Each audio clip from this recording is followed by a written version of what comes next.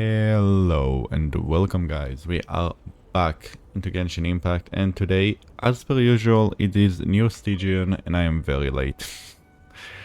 I did actually manage to get clear on Fearless, difficulty 5. Once again, my teams are rather scuffed and unconventional. I did hear that theoretically you should be able to clear with Skirk, the selector dude. But also, I kinda need a Scuffed, like this is the only thing that I've been able to come up with for first. So, I did get a bit of extra practice in, try to get my times a bit better, just so that hopefully this recording will not be long, because boy, have previous times been rough for me whenever I recorded these. Because I am always just slightly barely getting the clear in time like I would have wanted to. And I already fucked up. Wait, no, actually, no, this is actually what I do want to do. Because, yeah, now I get the burst and I can immediately go into Citlali. Unfortunately, though, this is an immediate reset because I do have to get Citlali burst already. So, you may ask, what is the purpose of this team? What are you trying to do? Actually, what we want to do to make everything a lot easier for me is we want to have his first phase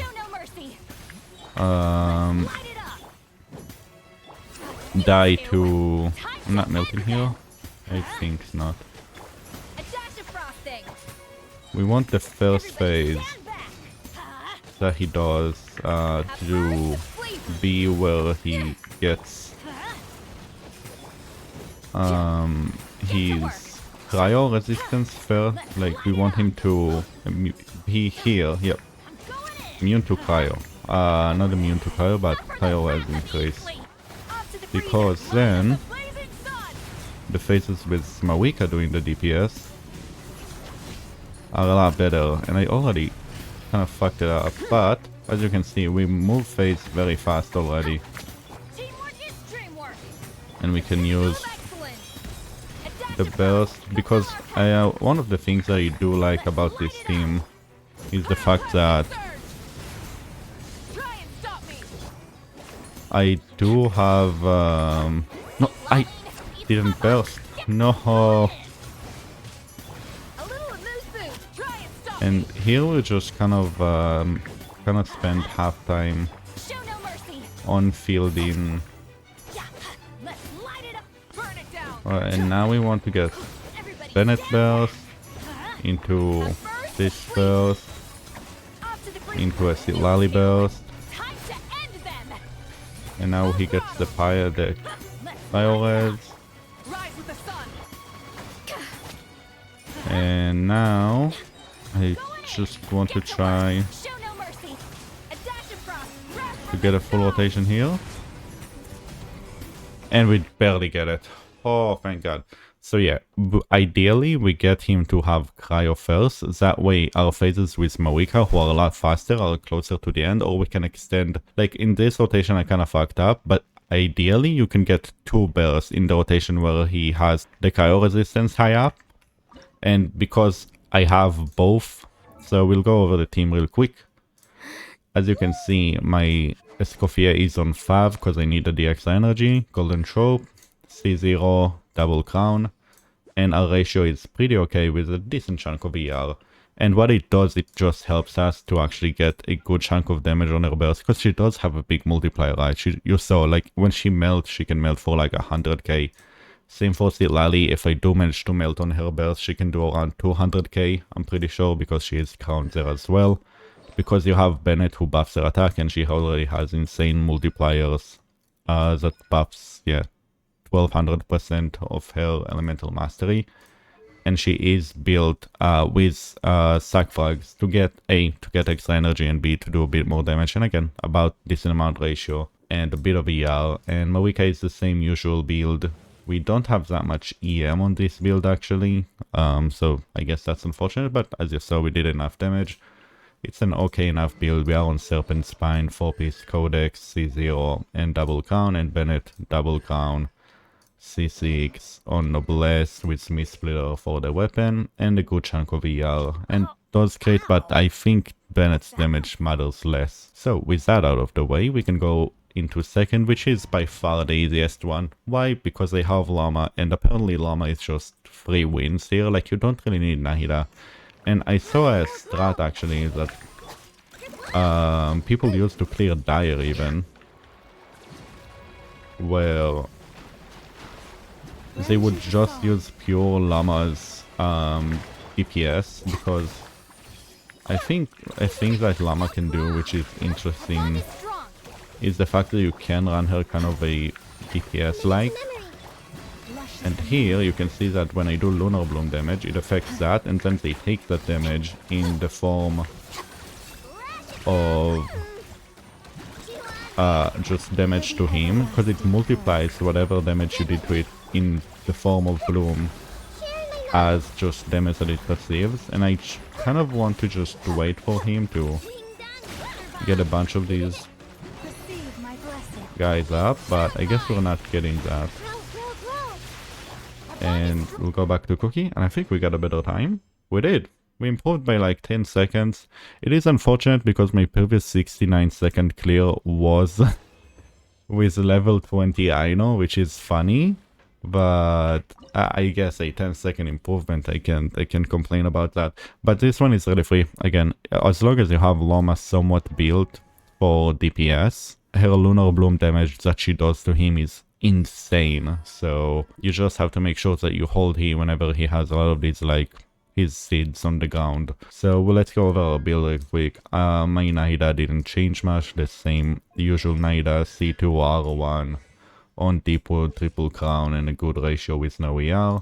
And Llama, a good chunk of EM, okay ratio, does have a lot. I should have more ER. I should have an ER sense rather than an EM sense, because I do think even with Nahida on the team, she has a lot of ER issues, and with the signatures weapon, she has a lot of ER issues. So I do think a lot of times you're kind of better off going with ER on her. And we are double crown, we are C0, as you saw we're on the event weapon, and yeah, just okay enough ratio. I know I just kind of leveled her up. She still doesn't have enough ER. As you saw in the first rotation, I was missing her burst, yeah, after using her skill. We are on the event weapon from the previous patch, and we are actually on the new 4-piece set. It's not leveled up. As you can see, I was just trying to get as many rolls of ER as I could, and unfortunately I just didn't get them. C0 because you can't get anything else, and you don't care about this last talent, so it's kind of whatever. And yeah, that's Aino. And then Cookie, the usual Cookie. Stats don't really matter as long as we have enough EM, and we are on Umbrella and on Flop, and we have C6 now because she was on the banner and I was able to get that. And we have 11 on the skill that gives us the healing, but again, usually doesn't matter, usually she heals enough anyway. And I will go to the last one, which surprisingly could be the hardest one and could be the easiest one. I don't know, yesterday when I tried it, I one-shotted it. This time though, anything can change really. I didn't get any Firefox here, which is very unfortunate. And what we're trying to do is to not get really staggered here. And we do not have anywhere near close. Can I switch? Thank you. Why was that so complicated? Again, like nothing is working for me right now, which is not good. It's not really what you would want.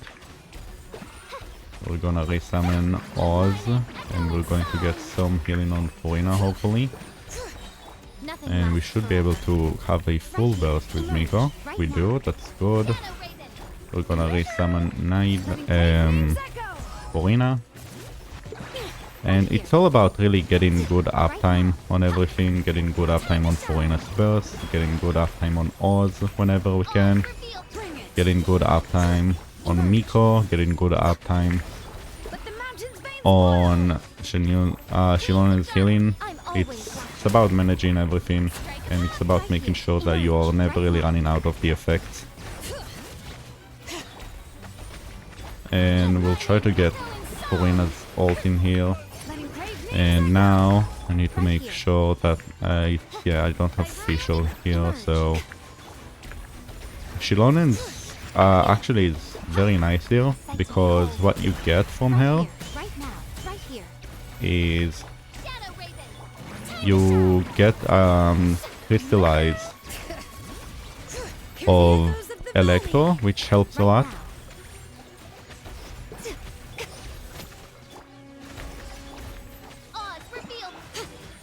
Yes, okay, thank god. But yeah, as you saw, that was like a last second clear, and I was able to get one clear that was like 5 seconds that I managed to save up. But yeah, this Stygian is so rough. Like, this team is kind of like somehow the perfect comp in a way of like what you can achieve if you don't have any of the new Electro DPSs, or if you don't have Inefa. In a sense where my Miko is very heavily invested into. We'll go over the build real quick. My Fischl is... Actually, I did need to change my weapon. Usually I run her on Stringless, but now I need the extra DPS, so I put her on Thunder in Post. Just gives her extra attack and extra crit damage, so that is important a lot for the DPS. 4-piece Golden Troop and C6 and 12 to 12 on the talents. Honestly, I might want one day to get them up to Crown maybe. And we do have double count on Furina, C0, Golden Troop once again, Flav for the weapon, ER, and a good enough crit ratio. And Miko, our big build, again, surely one day I'll be able to complete the build, but really good ratio, good chunk of EM and attack. On her signature weapon, 4-piece Gilded, and I will continue to reroll this piece until, I mean, I'm waiting for the next one. As you can see in this one, you have 4 guaranteed, so they will go into attack and crit damage no matter what. I just really hope that they will actually go into crit damage, because currently they consistently just go into attack and flat HP. Like, they consistently just... I think I got like... I rolled this piece like 3 times and I got like 1 roll of crit damage. And we are C2 and we are double count, and Shilonen triple count.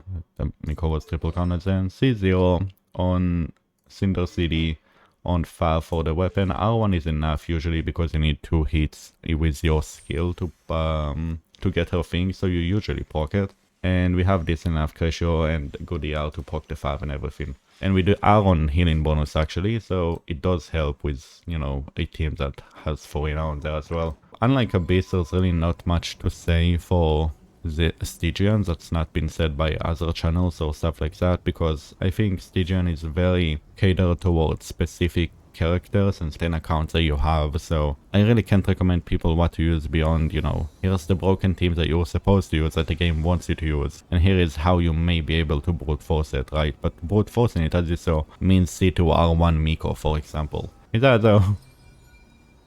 I do hope you enjoyed this video, and I'll see you next time. Until then, bye!